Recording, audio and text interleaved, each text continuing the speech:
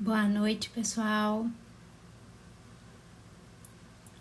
Logo mais vamos dar o início a mais uma live do Comitê de Jovens Nefrologistas junto com o Departamento de Hipertensão.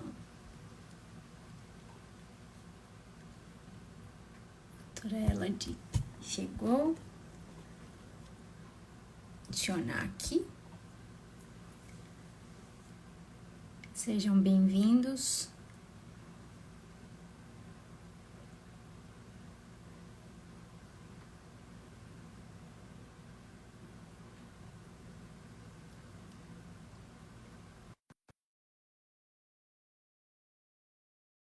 Vamos adicionar os convidados da noite.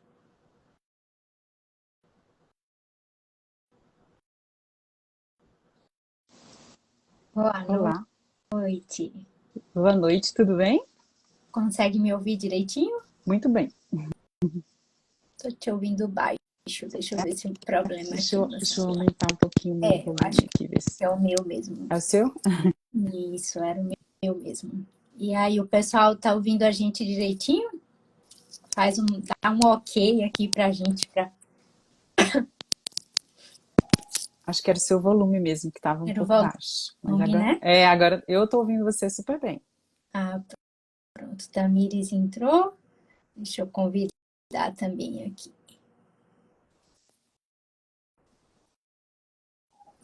Ver se dá tudo certo. E deixar o pessoal entrar, então, que a gente começa as apresentações, que eu ia falar que eu tô aqui de Sergipe. A senhora conhece Aracaju? Não conheço. Acho que das poucas capitais do Nordeste que eu não conheço São Luís, não conheço Sergipe. Não, Então já está convidada. também não conheço Teresina. Mas, mas acho que todas as outras eu conheço, né? Ah, me convida que eu vou. Adoro Já está passear. convidada. Então, Miris, eu vou te pedir para você fazer o convite, porque eu tentei adicionar e eu acho que foi. Diga aí para mim. Luiz também chegou. Deixa eu ver se eu consigo. Mas é bom que as conexões hoje elas estão bem distribuídas no Brasil todo, né? Verdade. Deixa eu ver se eu consigo aqui adicionar. Tamires. Tamir está dizendo que não consegue por alguma razão. Acho que quem entrou que não sabe do que a gente vai falar sobre como facilitar com que os pacientes sejam encaminhados para serem avaliados para o transplante renal e poderem, né, assim, ao final de tudo isso, conseguirem serem, ter a oportunidade de ter esse tratamento que é o transplante renal. Olha o doutor Luiz Pronto. aí! Olá, Luiz. Tamires, eu vou aceitar aqui. Agora Ah, pronto. pronto! Deu Agora tudo estamos certo. todos. Ótimo. Eu estava conversando aqui com a doutora Elade. Falei seu nome certo? Falou certíssimo. Pronto. Luiz também está me devendo uma visita a Aracaju. Só Tamires que já deu uma passada por aqui.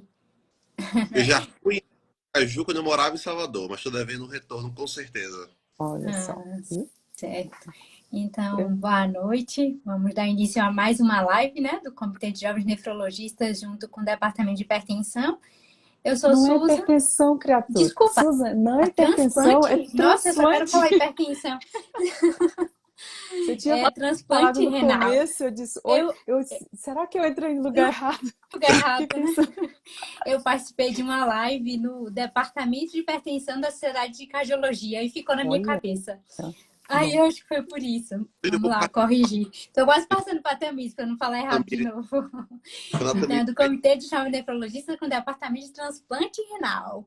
Estamos na live certa. A senhora já deu um spoiler aí do que é que a gente vai falar essa noite, né? Eu sou Susan, eu sou nefrologista aqui em Aracaju. E aqui eu não trabalho com transplante renal e aqui Legal. está iniciando há pouco o transplante no hospital universitário, né? Está nesse processo aí de iniciação e isso para a gente é uma vitória se realmente der certo, né? A gente está aqui na torcida para que dê.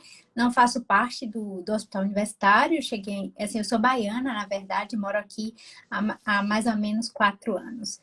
mas me voluntariei até um momento para o transplante, para estar um pouco mais em contato e participar.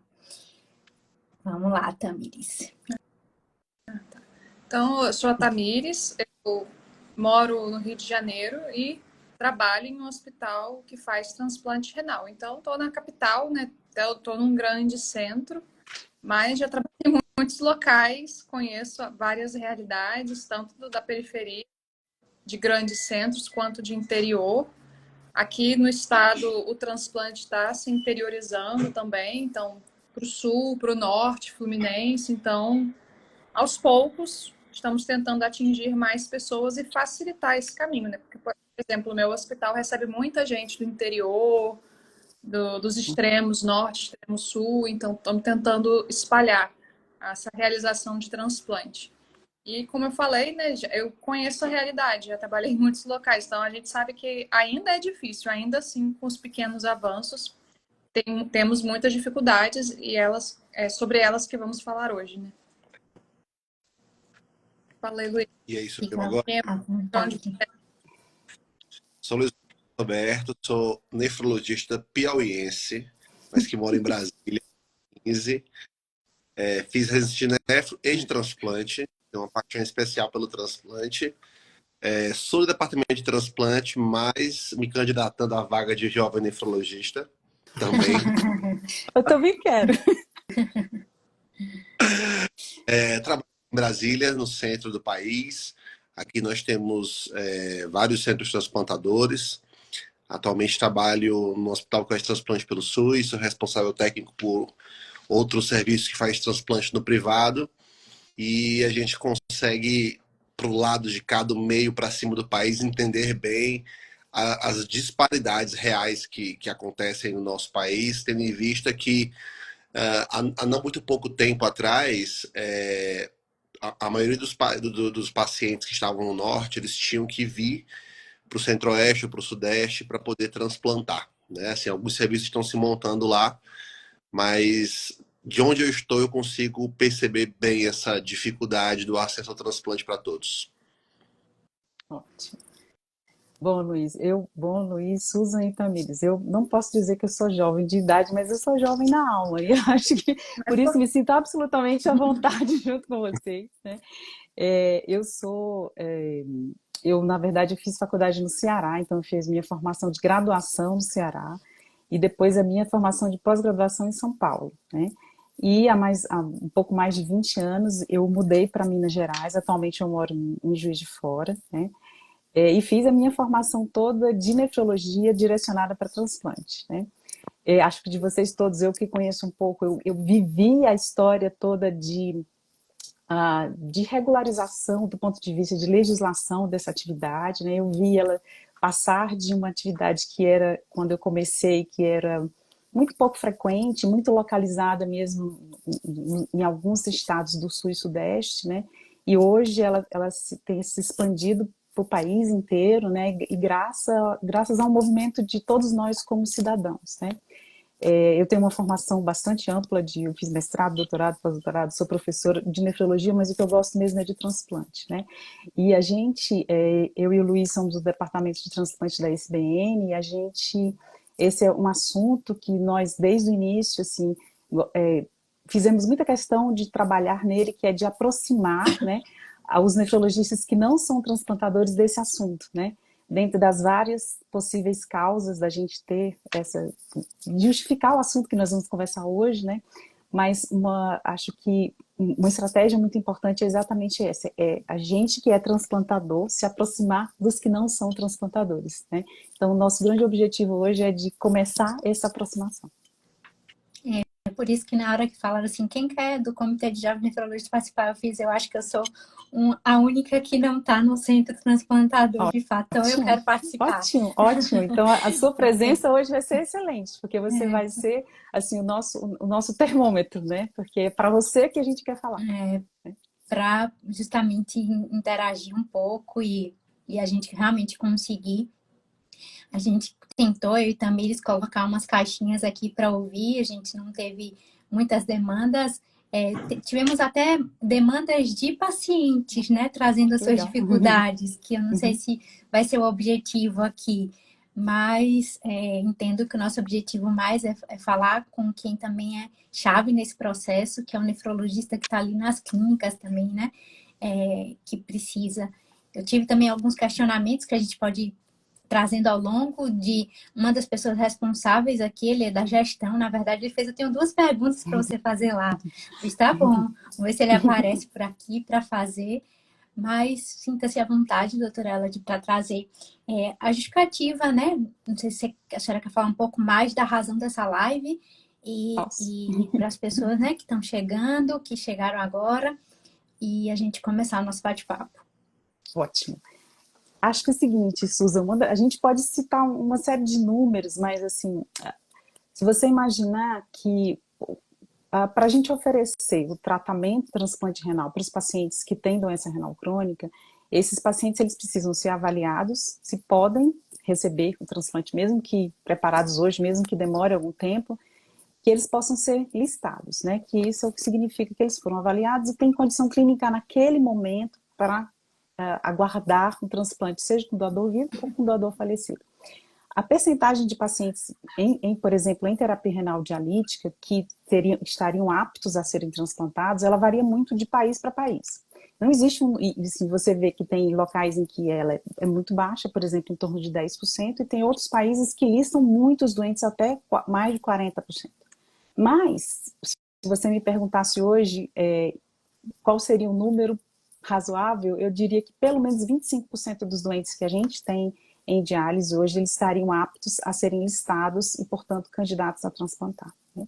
Mas quando a gente olha a atividade transplantadora no Brasil, a gente vê que, portanto, se todo mundo fosse listado, se a gente tivesse serviços, a gente deveria ter uma atividade que fosse uniforme. E nós sabemos que não é assim, né? Nós sabemos que existe uma concentração mais no sul e no sudeste, que ultimamente, como o Luiz já citou, a gente viu surgir serviços, tanto no Nordeste, que tem grandes serviços de transplante no Nordeste, como no Norte, como no Centro-Oeste, que começaram a diminuir um pouco essa disparidade, e esse é um caminho longo, né? Mas mesmo quando a gente olha para esses estados em que tem uma atividade transplantadora bem sedimentada, a gente identifica, né, e tem poucos estudos que fizeram isso, a gente identifica que tem serviços que têm muitos pacientes inscritos e tem outros que não tem quase nenhum paciente inscrito, né? Então, mesmo nos locais onde já tem uma atividade transplantadora bem sedimentada, há uma disparidade em relação aos serviços de diálise, que deveriam encaminhar os doentes, a princípio, né? Mas com um índice de listagem dos seus pacientes muito baixos, né? E a gente imagina que deve haver várias razões, né? E algumas razões, como você mesmo falou, onde você está, Susan, só agora que está sendo criado um primeiro serviço, né? Então, primeiro é ter serviço de transplante, né? Mas depois a gente sabe que há lugares que mesmo tendo serviço, e com todas as dificuldades que é para você conseguir fazer tudo isso, os pacientes são pouco encaminhados, né? E uma das razões, a gente tem várias razões, por exemplo, e aí as nossas iniciativas do departamento são exatamente tentando diminuir essas discrepâncias, né? E uma delas é criar oportunidades para que a gente possa veicular, tanto veicular as informações básicas, né, que a gente vai conversar sobre isso, né, mas para a gente tirar as dúvidas, né, e com isso tentar transpor uma das barreiras, que é o paciente chegar até ele fazer a sua primeira consulta no serviço de transplante, né? E a gente tem certeza que o nefrologista é uma peça-chave nesse processo, né? O nefrologista, não o transplantador que nem você, Susan. Então, por isso é que a gente quis conversar muito sobre isso, né? Para criar uma oportunidade para que as pessoas para que a gente pudesse veicular as informações básicas aqui nesse canal, né? E poder tirar essas dúvidas e aproximar o nefrologista e ele mandar os doentes para que o serviço avalie. Eu acho que a gente recebeu poucas dúvidas, assim, né? Até porque o tempo foi curto do anúncio para cá. Sim. Mas as dificuldades dos pacientes também que a gente recebeu se entrelaçam um pouco com as nossas dificuldades médicas, né? Porque a nossa dificuldade é a dificuldade deles, por mais que eles não saibam ainda que existam essas dificuldades, né? Sim. Como tudo na nefro, e, né, a gente na medicina no geral, principalmente na nefrologia, na doença renal crônica, a gente sabe que é uma doença da população geral, que no SUS tem muita gente que precisa, que tem doença renal e não sabe. E o problema começa aí, né, na falta de informação, tanto para diagnosticar a própria doença renal crônica, quanto para quem sabe que tem a doença renal crônica chegar no transplante.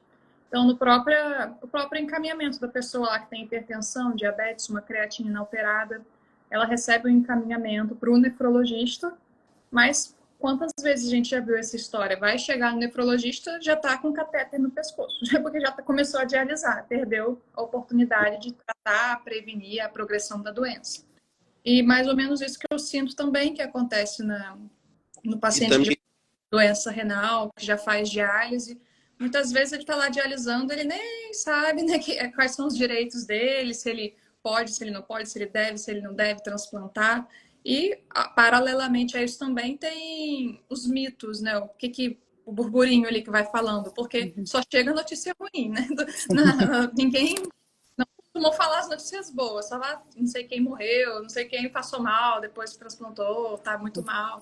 Então, as pessoas também têm esse medo, então é toda uma cultura. Acho que tem que mudar muita coisa, né? Muita coisa está enraizada. Então, desde a gente, como profissionais de saúde, quanto a educação de saúde, que a gente também faz bastante ação educativa, como o próximo mês, por exemplo, Setembro Verde. Eu acho que a gente até imaginava esse baixo número de dúvidas dos nefrologistas, porque esse é um profissional difícil de ser acessado, o médico e particularmente o nefrologista.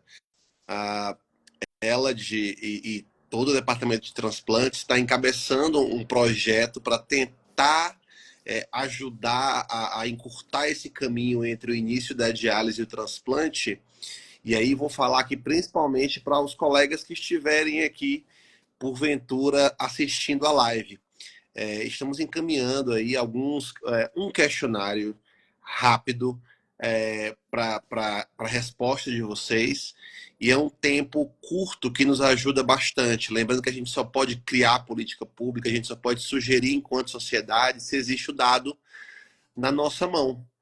Então, pode parecer chato, cansativo, mas se a gente só reclama que esse caminho é longo e a gente não dá força para quem nos representa fazer algo diferente, a gente está literalmente aí fazendo mais do mesmo e não contribuindo para mudar. Não sei se a Ela já quer falar um pouco sobre isso. Sim. Eu acho que, como eu falei, como eu vi toda essa questão evoluir, né? Então, a despeito da gente ter essas dificuldades, tanto do colega talvez ter alguma reticência em encaminhar o paciente, e o paciente não ter conhecimento mais amplo dos seus direitos, né? É que nós temos uma legislação que ela é muito clara, né? Ela diz que, por exemplo, o paciente que começa a diálise, em até 90 dias, o serviço de diálise ele tem que se pronunciar em relação se ele acha que aquele paciente deve ser avaliado pelo serviço de transplante ou se ele não tem condições clínicas, pelo menos naquele momento nos 3 primeiros meses, né? Essa foi uma forma da gente criar para que mesmo aqueles colegas que eles não tenham muito claro quem é que está indicado ser encaminhado, né? Independente do caminho ser difícil, mas pelo menos quem deveria ser encaminhado, foi uma forma da gente diminuir um pouco disso, né? Em relação aos pacientes, isso aqui é um caminho bem longo, né, Tamires? E a gente sabe que um dos fatores de risco para o paciente ter doença renal crônica no estágio de precisar transplantar é o fato dele ter um nível socioeconômico baixo, por conta de acesso a tudo, né? Então, acho que não vai ser uma única ação que nós vamos conseguir diminuir isso, né? Mas uma das coisas, como o Luiz falou, apesar da gente saber que o nosso colega nefrologista é mais difícil da gente encontrar, né? E a gente está vendo isso pela dificuldade de ter respostas a essa pesquisa, né? Por outro lado, como eu falei, ele é importantíssimo porque ele é transformador, né? E aí, Luiz, acho que a gente podia começar a dizer o seguinte, por exemplo, né? Quem é que a gente pode encaminhar para transplante? Então, se eu sou nefrologista, quem é o paciente que, por legislação e porque a gente tem de evidência, que pode ser encaminhado para o serviço de transplante? Acho que o Luiz pode começar a responder e acho que, já que o nosso objetivo é esclarecer, vamos lá. A Miriam caiu, daqui a pouco ela volta. Vamos lá. Por lei, quem é que pode ser encaminhado para transplante? Quem faz algum tipo de terapia renal substitutiva, hemodiálise ou diálise peritoneal. E existe um grupo de pacientes que ainda não está em terapia renal substitutiva, mas que tem critério para transplantar, para entrar em lista antes de iniciar a hemodiálise ou diálise. É o que eu chamo de transplante pré-emptivo, quando esse paciente transplanta antes de precisar da hemodiálise. E são dois os critérios. Pacientes menores que 18 anos e diabéticos, eles têm que ter uma taxa de filtração menor que 15. Os demais pacientes, aqueles que não são diabéticos ou os maiores de 18 anos, eles precisam ter uma taxa de filtração menor que 10. Então, diálise peritoneal, hemodiálise ou aqueles pacientes que estão em acompanhamento no tratamento conservador e que preenchem os critérios para transplante pré-emptivo. Acho que o Luiz só esqueceu uma coisa. Se eu tiver um doador vivo, eu posso começar a estudar quando eu tenho uma taxa de filtração glomerular menor do que 15. Sim, sim. Então, menor do que 15 para quem tem doador vivo, para quem é criança e para quem é diabético, né? Os outros, menor do que 10, mesmo não estando em diálise, a maioria dos pacientes que tem menor do que 10 estão em diálise. Então, esses que são os pacientes que, pela legislação brasileira, alguns países é um pouco diferente, mas que pela legislação brasileira eu posso encaminhar para o serviço de transplante e pelo Sistema Nacional de Transplantes ele vai poder fazer todo o preparo e listado, caso seja o caso. Seja que ele possa ser listado mesmo, né? E é interessante, assim, até os pacientes que estão aqui, que eu estou vendo uma boa maioria, ouvir isso, porque pode chegar para o seu médico e falar assim, não é minha hora, não, né? Porque às vezes a gente, né, fica esperando o que o médico fala, mas talvez o paciente também, né, fazer esse movimento, já que nossa live aqui tá quase, assim, muita gente até trazendo suas dúvidas pontuais, que não vai ser o momento da gente responder, né? Infelizmente não vai conseguir responder, mas surgirão outros momentos. Mas aproveitar essas informações muito, muito úteis. E aí eu tenho uma pergunta aqui. Sempre eu fico com a dúvida, aproveitar vocês aqui, é se para transplante doador cadáver falecido, pode fazer pré-emptivo ou pode botar se inscrever na lista ou só doador vivo, que aí pode ir para o trâmite de forma pré-emptiva? Pode responder, Luiz. Pode sim. Ele pode tanto para falecido quanto para vivo. Eu trabalho na Secretaria de Saúde do DF e vaga de diálise até um pouco tempo atrás, assim, era algo sofrido como no resto do Brasil. E eu faço um ambulatório de conservador. E eu estava encaminhando os meus pacientes do ambulatório de conservador para a lista com transplante do falecido, principalmente os diabéticos, que eu vou levando ali, organizando direitinho. Então tinha um pessoal com clearance que permitia. E a enfermeira do serviço falou, doutor, que estranho. Ela não vai fazer muito análise encaminhando ele para transplante, para você ver assim, como existe desinformação, não é só do paciente. Às vezes, nas próprias instituições reguladoras, elas não sabem disso. Então, pode sim, tá? Pode sim, porque você imagina que esse paciente, ele tendo menos de 10 ml, ele, em um período que não vai ser muito longo, né? Que é impossível prever, mas que em 1, 2 anos, no máximo, ele vai precisar de terapia renal substitutiva. E, portanto, foi por causa disso que a nossa legislação permitiu que esse paciente, mesmo em tratamento conservador, ele possa ser avaliado e listado, né? A gente recebe muito no meu serviço pacientes dessa forma, porque nós temos na cidade 2 serviços de tratamento de doença renal crônica conservador, e eles sabem disso, a gente fez contato, então a gente recebe bastante paciente. E aí pode ser, a gente diz, nós não sabemos se o senhor vai transplantar antes de começar a diálise, mas o senhor já está pronto, nós já avaliamos, o senhor tem condição de ir para a lista, ou antes de começar a diálise, ou depois, né? Então isso é uma coisa que... Aqui eu já tive as informações contrárias, mas aproveitando essa oportunidade, né, para ratificar a informação correta e retificar. A informação é poder, né? Tanto para os pacientes. Às vezes, o paciente, ele leva... eu faço umas palestras sobre transplante e pacientes já levaram essa informação para o seu médico. Médico. Isso é muito curioso, tanto com isso quanto em relação à priorização. São duas coisas que alguns pacientes levaram para o médico. É triste porque a gente entende que isso deveria ser aí um mínimo razoável para o médico que está no setor de diálise. E talvez seja essa falta de informação e essa dificuldade de acessar o médico que eternize aí de alguma forma esse problema, né, do encaminhamento, né? Olha, Luiz, sabe uma coisa que eu quero dizer? Mais uma vez, é a testemunha da pessoa mais antiga, né?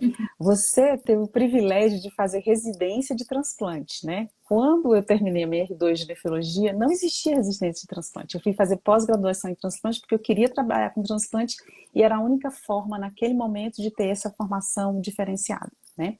Então, a gente vive Hoje a gente tem uma comunidade nefrológica que a gente tem gente de todas as idades, né? Então, por exemplo, eu vou perguntar para a Susan, o serviço onde você fez residência tinha transplante? Era um serviço que fazia transplante? Fazia, mas eu fiz na UFBA, na Universidade Federal da Bahia. Mas no ano que eu entrei, parou. Então, eu acabei rodando um transplante na Unifesp. Então, acho que por mais, mesmo sabendo que é uma terapia que ela é justificada, embora nem todo paciente tenha condições clínicas, né, de receber transplante, a gente sabe que ela hoje, né, para quem é possível, ela dá melhor sobrevida, ela tem menor morbidade, ela dá melhor qualidade de vida, ela custa menos para o sistema de saúde e hoje, que está muito na moda, ela tem menor impacto ambiental. Então, por isso é que a gente faz todo esse esforço, né?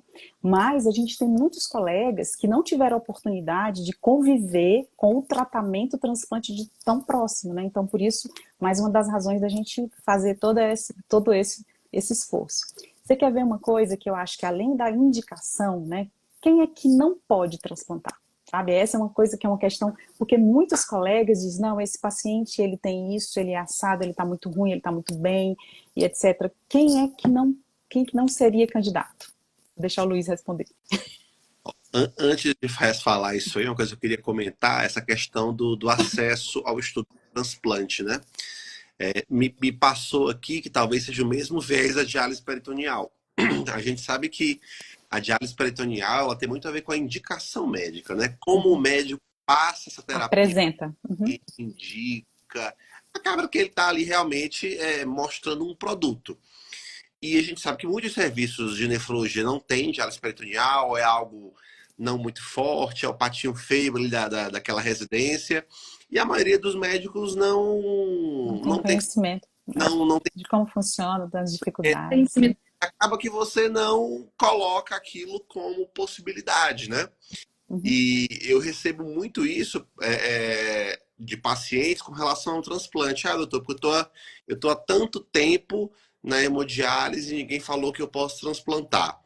Ah, eu tenho 60 e tralalá e aí ninguém falou que eu posso transplantar.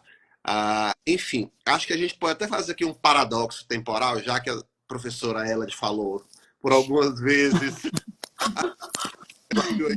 Não devia falar, mas eu falei.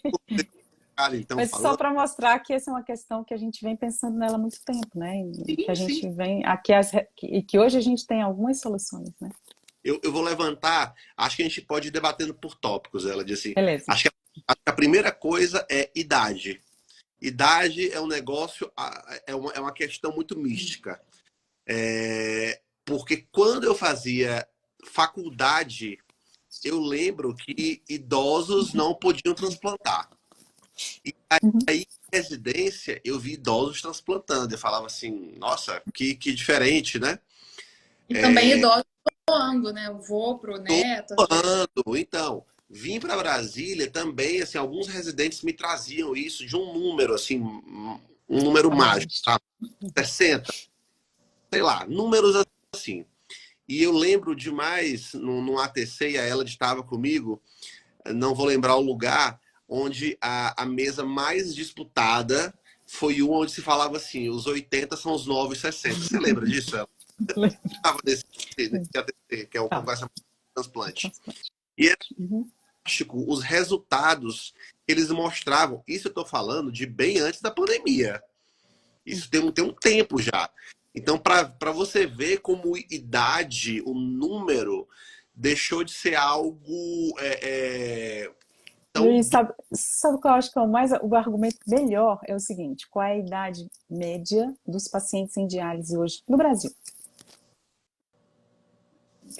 Dá mais de 70 anos.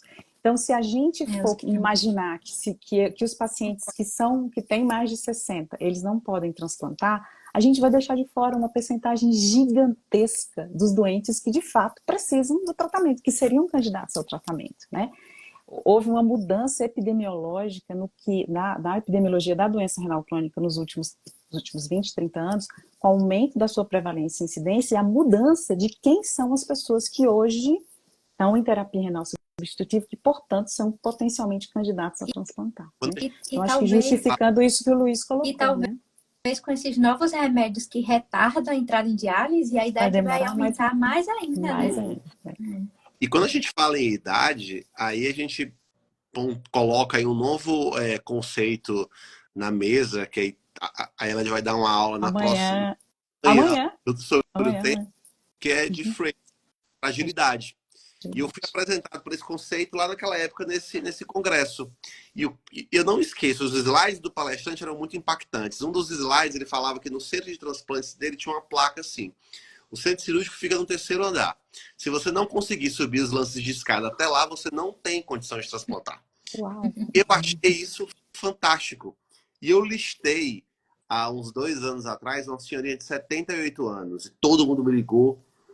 Doutor Luiz, como assim? Você tá doido? Aquela coisa toda no hospital. Eu falei, deixa ela chegar aí. Quando ela chegar, vocês vão ver quem é ela. Eu era médico da diálise dela no 4º andar de um prédio. E quando faltou energia, ela subiu os 4 lances de escada muito bem. Cognição excelente. Dirige. Subiu 4 lances de escada. Hoje a gente sabe que isso, a fragilidade é o que realmente dita. Então, acho que o primeiro ponto que vale o debate, e eu acho que a idade é o ponto mais crucial para a maioria dos nefrologistas não transplantadores. Concorda, doutora Elad? Concordo. Mas, Luiz, sabe o que eu queria falar? Eu queria falar daquelas coisas que a gente não tem dúvida, né? Porque muitas vezes o colega diz assim, não, esse paciente ele está muito doente, né? Aí você falou a idade, né? Ele está muito doente, mas ele não está clinicamente bem, né? E realmente, um dos critérios para você encaminhar para o serviço de diálise é aquele paciente que está clinicamente estável.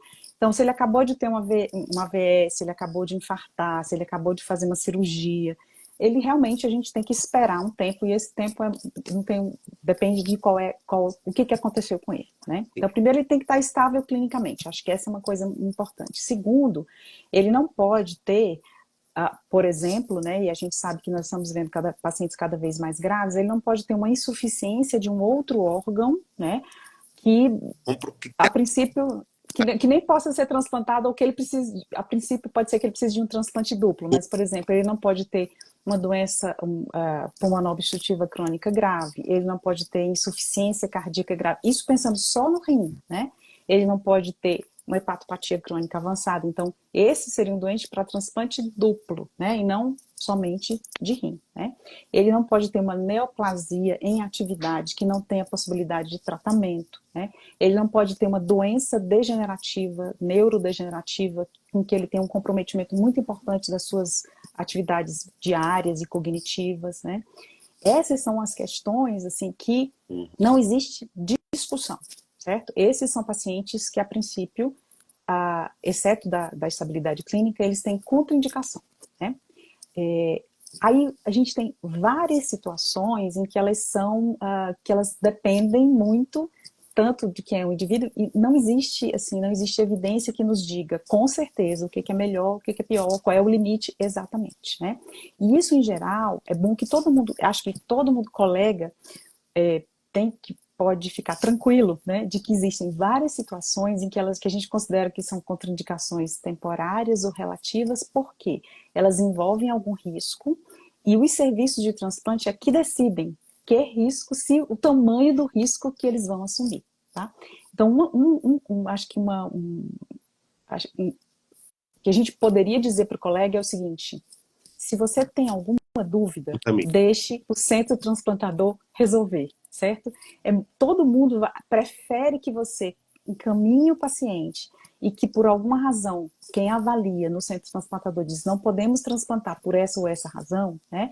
Do que você não encaminhar o paciente e assumir que ele está contraindicado, né? Então, porque essa é uma avaliação que ela não é simples, tanto que a maioria dos serviços faz avaliação multidisciplinar, né?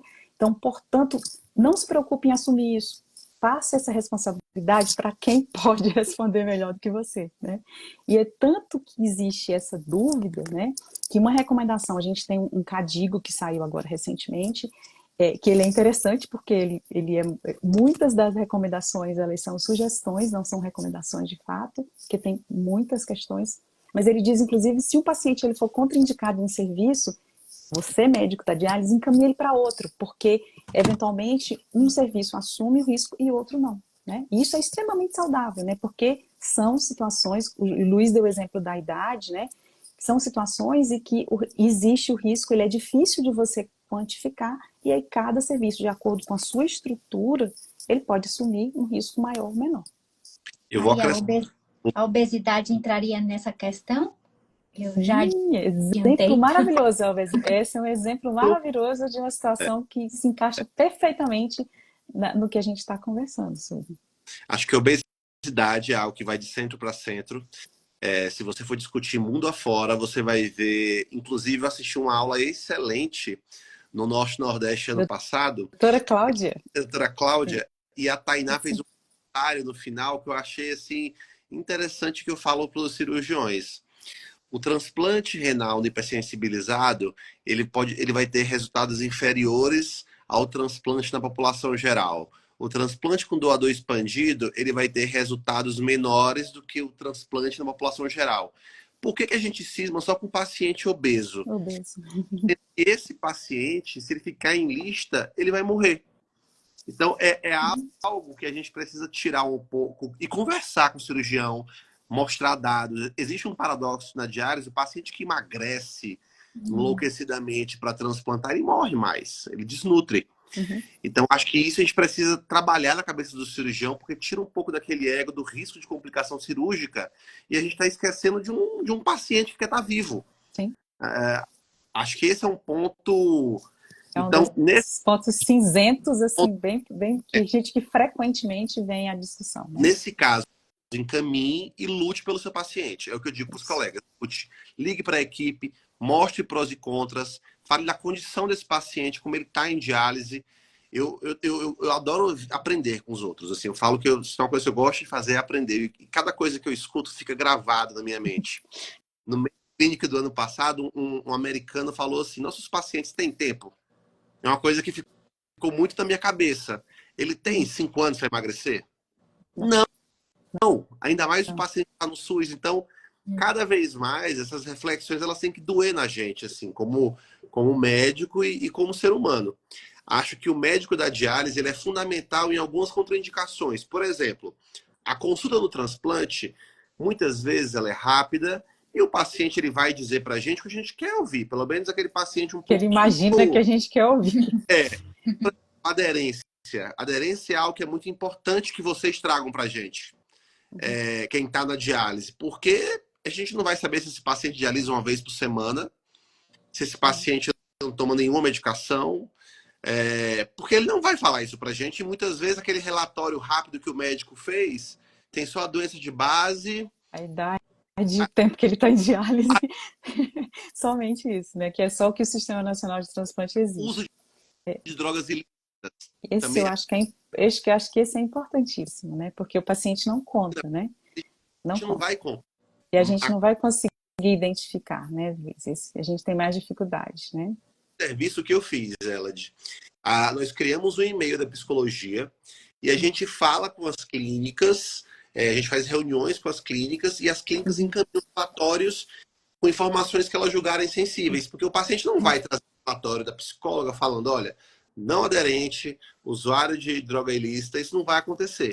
Então, eu acho que aí você está tocando num ponto que acho que é muito importante, que a gente, claro que a gente focou, assim, a gente imaginou que tem problemas que eles só surgem depois que você atravessa a primeira pedra, tá? Eu venci a primeira, eu pulei a primeira pedra, aí a gente surge. Mas uma coisa que o Luiz está chamando a atenção, que nós que trabalhamos com transplante sabemos, é que mesmo depois do primeiro encaminhamento, é extremamente importante esse contato, né, do médico do serviço de diálise com o médico de transplante, né? Não só para, como ele falou, eventualmente trazer informações que é difícil colher do paciente, né? Mas para que o serviço de diálise, o compromisso de que ele encaminhe o soro do paciente para que ele seja mantido em lista, né? Para que a gente consiga, muitas vezes a gente convoca o paciente e não consegue achar o paciente, então que a gente possa, e a gente recorre ao serviço de diálise, e aí a gente tem essas informações que o Luiz falou, né? Como é que está mesmo esse paciente, etc. A gente pode realmente convocá-lo, né? Então, só para chamar a atenção, acho que e durante a avaliação, eventualmente, às vezes até em cidades diferentes, né, Luiz e Tamires, que a gente sabe que, por exemplo, pela dificuldade, pelo número menor do que deveria ser necessário de serviço de transplante, a maioria dos transplantes, metade pelo menos dos pacientes não moram na cidade do centro, né? Eles vêm, fazem avaliação, e aí alguns, como isso é feito depende muito de cada serviço, mas eventualmente a gente vai precisar da colaboração do serviço de diálise para complementação da avaliação desse paciente laboratorial, né? Então, mostrando que essa colaboração, ela existindo, né, ela é muito mais exitosa para o paciente conseguir, de fato, ao final, transplantar, não só para encaminhar, mas também durante todo o caminho posterior. Essa foi a pergunta de um dos gestores aqui, assim, como é que a clínica pode facilitar isso, né? E assim, vocês estão me mostrando que é um papel multidisciplinar, né? Porque não dá só para o nefrologista se mover, assim, precisa ter a comunicação de lá também, e talvez não seja nefrologista para nefrologista, mas seja assistente social ou psicóloga, que realmente a equipe tem que estar alinhada, né, para fazer esse caminho. Confesso que eu nunca consegui, assim, eu sempre tento mandar meu relatório caprichado, mas drogas e listas realmente é complicado, porque ele leva, né? Esse relatório ele vai levando assim, Suza, nossa. isso chama contra-referência. A Uma das coisas que a contra-referência, gente perguntou no questionário era se o nefrologista alguma vez já recebeu contra-referência depois do seu paciente ser avaliado. Então, por exemplo, meu serviço faz isso e faz sistematicamente. A gente dá um documento físico, por conta das nossas limitações, né, de dinheiro, que eu trabalho no hospital universitário, ele leva um documento físico simples, resumido, para entregar para o médico, e a gente manda esse documento para quem é responsável pelo encaminhamento no serviço de diálise. Então, isso é um funcionamento do serviço de transplante, mas como você, quer dizer, o nefrologista, ele quer saber como é que está o paciente dele. E muitas vezes o paciente não consegue dizer, né? Ele não sabe, eu não sei se eu estou inscrito, eu não sei se eu não estou inscrito, qual é a minha situação, eu fiz uns exames, eu não sei, etc, né? Então, acho que aí você mostrou a importância realmente dessa comunicação entre os nefrologistas dos dois níveis, né? Acho que não quero adiantar vocês não, mas a gente só falta 15 minutos para bater 1 hora de live. Eu não sei se vai ser isso abordado, mas o que o pessoal tem perguntado aqui muito é sobre priorização. O Luiz vai falar, né? Eu acho que pra gente, acho que a gente está falando para o nefrologista geral que tem medo, o receio de quem ele pode priorizar ou não. Depois a gente fala sobre priorização um pouquinho mais rápido. Acho que a gente tem que falar do paciente HIV, por exemplo, que é uma que eu já ouvi, as frases que você escuta. 70 anos você não encaminha, HIV você não encaminha, qualquer tipo de câncer, em qualquer momento da vida dele você não encaminha, a obesidade você não encaminha.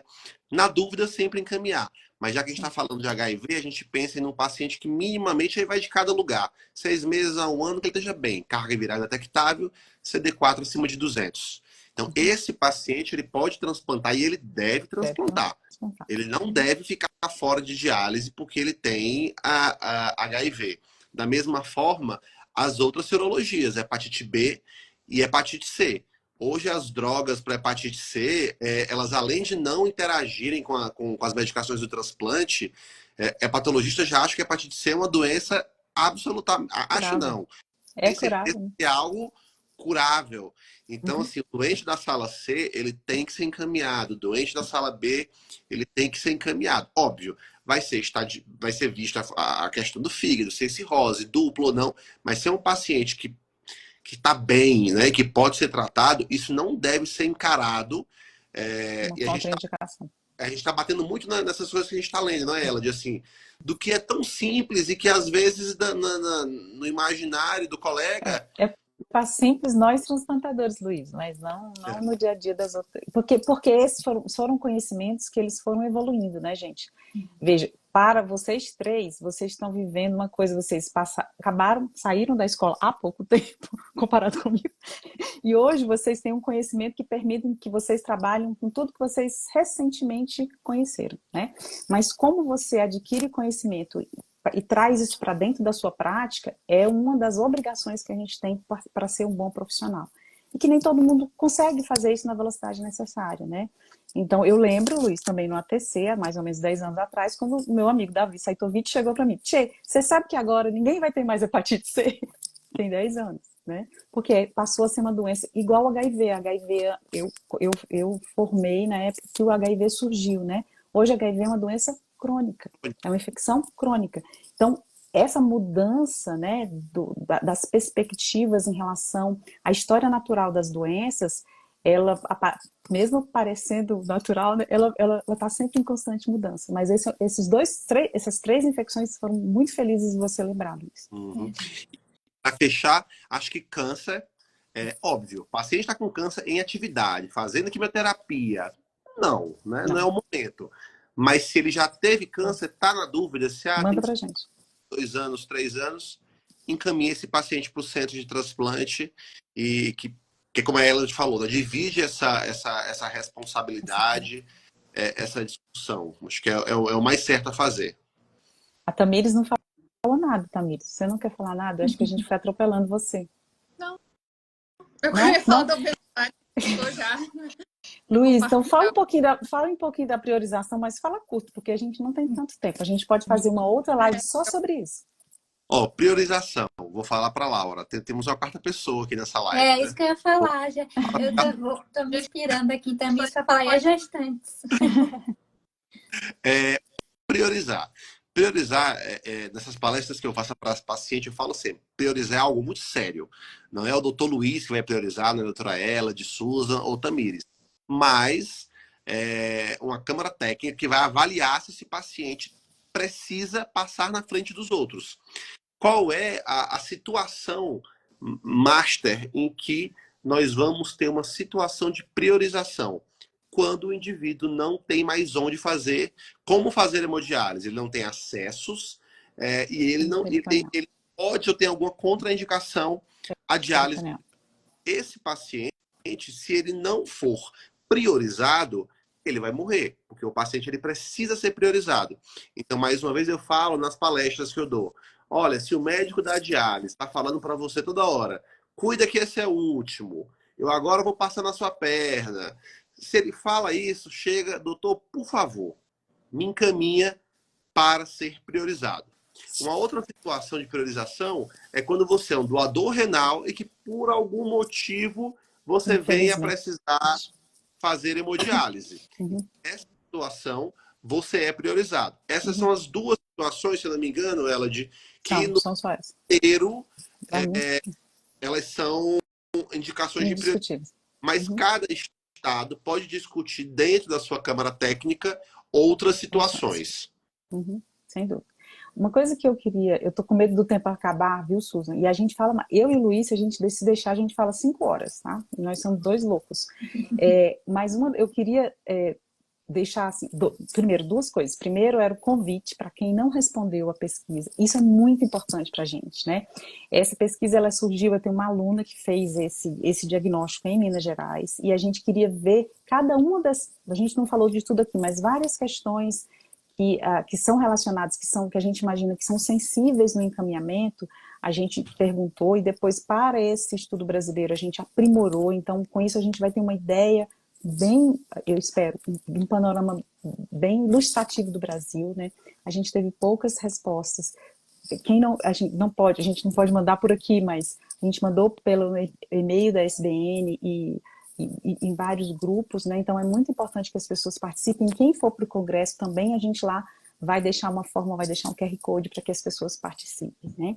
E outra coisa que a gente também vai fazer, né? Depois disso tudo, independente disso tudo, nós já começamos, muitas dessas questões que nós estamos discutindo aqui, se a gente tivesse uma forma de rapidamente consultar e tirar pelo menos as dúvidas mais básicas, nós ficaríamos muito mais tranquilos, né?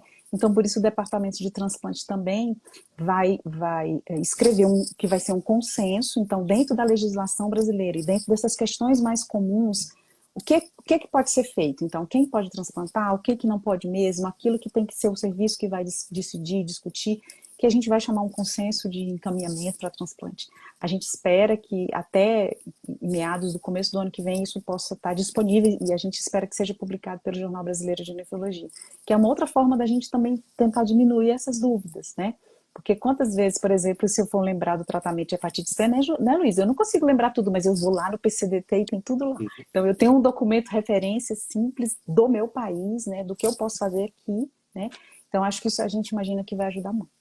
E é muito simples quando a gente está dentro de um serviço grande, um serviço universitário, tem dúvida, discute, mas a gente está querendo falar com aquele nefrologista que está no interior do país e que provavelmente, sozinho, sem uma equipe de suporte grande, acho que ele é quem realmente vai se... Às vezes só tem ele de também, são clínicos. Ele tem que assumir a decisão sozinho, né, Tamir? Às vezes com certeza. E às vezes não consegue se atualizar, né? E um documento prático facilita isso aí, né? Às vezes tem como... Foi pontuado aqui, né? O médico com muitos pacientes tem tanta coisa para lidar que às vezes não consegue, né? Ter tempo de se atualizar e ter uma resposta rápida para aquilo. Eu mandei o formulário Susan para ela espalhar no Sergipe. Espalhei. Né, Susan? Mandei para Tamires também. E, por favor, para os amigos, para os colegas de residência. Temos poucas respostas e a gente quer muito entender a realidade do país. E a gente depende muito dos nefrologistas para isso, né? Para a gente ajudar de alguma forma. O questionário é para os médicos nefrologistas. Não sei se tem gente que está ouvindo a live que também quer responder, mas é para os profissionais. Não é puro, sabe? Paciente. Mas agora é para os nefrologistas. Agora é para os nefrologistas, né? Eu acho que para uma outra questão que acho que a Tamires iniciou, mas assim, a gente espera, né? Acho que nós vemos uma crescente de melhora, de aumento de cidadania em relação ao tratamento da doença renal crônica, mas ainda tem problemas gravíssimos, né? Nós todos sabemos disso, né? Mas uma questão que a gente não colocou aqui, tem a ver que eu lembrei do que a Tamires falou, o ideal é que a gente tivesse uma linha de cuidado do paciente com doença renal crônica, né? E dentro dessa linha de cuidado, também para falar para o nefrologista, é que se você tem um paciente, né, que ele está no estágio 3, no estágio 4 ou no estágio 5, para encaminhar ele para o serviço de transplante é quando ele está no estágio 5, né? Mas, né, a partir do estágio 4, você deve conversar com ele sobre as possibilidades de terapia renal substitutiva e apresentar o transplante como uma possibilidade, né? Lembrando que, né, o transplante, o ideal é que a gente possa discutir isso com o paciente e ele optar para a terapia que ele acha que é mais adequada para ele, né? Então, pode ser que tenha pessoas, por exemplo, que não queiram transplantar, né? Ou pode ter pessoas que queiram fazer diálise peritoneal ou hemodiálise, mas dentro da linha de cuidado, né, Tamires, imaginando que você vai poder cuidar do seu paciente com doença renal crônica, a partir do estágio 4 a gente tem que discutir terapia e apresentar o transplante. Era uma coisa que, dentro das ações que a gente precisa fazer, né, essa seria uma que a gente fala pouco, né, mas procede, né? Mas assim, o paciente ele não é obrigado a transplantar. Exatamente. Ele tem que ser orientado sobre transplante e escolher o seu tratamento. Porque às vezes fica assim, o cara não quer transplantar. Julgamento. Não tem problema, não. Não tem problema. Você foi orientado, você entende, tá tudo bem. Mas a gente não tem que ter esse olhar impositivo, né? Que todos têm que transplantar. Existem pacientes que não querem e Como transplantadores a gente queria, né? Mas temos que Tem gente respeitar o... que quer agora também, passando pela aceitação, né? Mas aí daqui a pouco, trabalho psicológico, tem desses também. Acho que uma questão muito importante aqui, eu sempre dou aula de transplante há não sei quanto tempo, uma das coisas que eu chamo muita atenção aqui, ele é um tratamento da doença renal crônica, né? E a gente tem, e para a doença renal crônica, diferente das insuficiências graves de outros órgãos, que não tem uma terapia substitutiva, outra que não seja o transplante, nós temos, né? Então, portanto, diferente inclusive do conceito social de que o transplante é aquela coisa que salva a vida do paciente, na verdade, se a gente for olhar, quem salva a vida do paciente é a diálise, porque ela está disponível para todos. Hoje, praticamente, todo mundo pode dialisar, né? Então, portanto, ela, diferente das outras insuficiências, né? Ela não é aquele milagre, né? Ela é um tratamento. E é uma das coisas que a gente precisa falar para o doente, né? E para os colegas também, né? E para não ter problema, que ele é um tratamento que não é isento de risco, igual a diálise, né? Então, o paciente pode transplantar e ele não ter sobrevida nenhuma do enxerto. E ele poder ter problemas sérios porque fez, né? E desnutriu, e tomou transfusão, e teve todos os riscos que o procedimento envolve, né? Então, pegando esse gancho de como o Luiz falou, o paciente pode não querer transplantar, né? Pode não querer. O que nós, nefrologistas, não podemos fazer é deixar de apresentar a oportunidade né, do paciente ser avaliado, dele chegar lá e ele dizer, mesmo que a gente recebe pacientes, por exemplo, que o serviço encaminhou porque o paciente insistiu, né? O colega achava que ele não tinha condição clínica, mas ele insistiu, ele foi lá, ele ouviu da gente que não podia, que não tinha condição de transplantar. Para o paciente é ruim, mas pelo menos ele sabe que ele tentou que era possível. Eu vi se era possível, ele fez tudo que podia, né? Então isso também dá um certo conforto, né? E acho que é um dos nossos papéis. Aqui um pouco da minha limitação é financeira mesmo, porque como o paciente tem que se deslocar, então ficar 3 meses em outro local, né, é muito custoso. Eles se organizaram, né, aqui e foram atrás do governo e esse ano foi aumentado o valor do custo diário que eles têm de auxílio, né, para ficar distante. Assim, aumentou bastante, assim, um aumento de quase 5 vezes. Então, ainda é pouco, mas eles conquistaram isso. Então, essa é uma coisa importantíssima para o gestor. Uma das coisas que a gente pergunta no questionário são essas questões operacionais, né? Porque a gente tem uma lei, né? Mas como é que ela é aplicada em cada lugar depende da situação, né?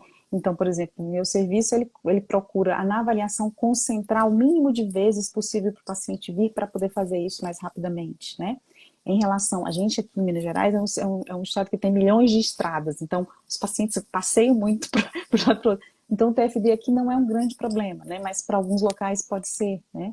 E assim por diante. Então você colocou uma barreira local, né? Que ela pode ser equalizada com a conversa, né? Junto com o governo. Mas não tivesse precisando, né? Não ia ter melhorado. Exatamente. Não tivesse juntado tudo. Faltam 2 minutos para completarmos nossa 1 hora de live. E o que é que vocês querem deixar como mensagem final? Mensagem é, na dúvida, encaminhe os pacientes avaliados. Ô Luiz, agora o que eu digo?